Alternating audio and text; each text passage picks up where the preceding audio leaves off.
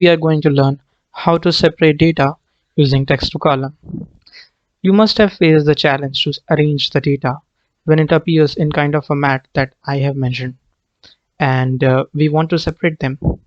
For example, if I need YouTube and 2022 in different cell, then how I'm going to do it for text to column.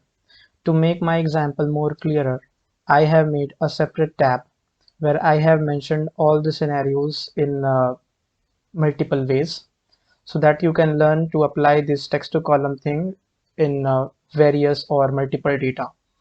So I will select the area in which I want to apply my text to column feature, and then I will go to data tab, and then I will go to text to column.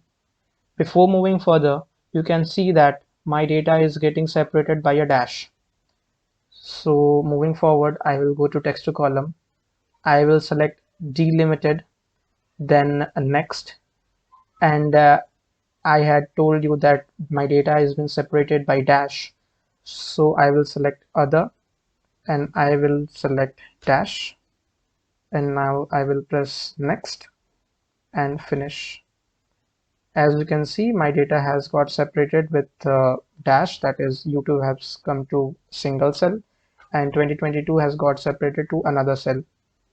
Now if I want to apply the same formula to something else, for example, I want to remove the spaces in between Excel and Excel, then I will apply the text to column. And for those who don't know the shortcut is Alt A E to apply the text to column feature. Then I will select the delimited and next. And since my data has got separated by spaces, so instead of dash, I will use space, and then I will press next, then finish. And as you can see, my data has got separated in Excel. So I hope this video is very useful for you. If you find this very useful, please like and subscribe. Thanks for watching.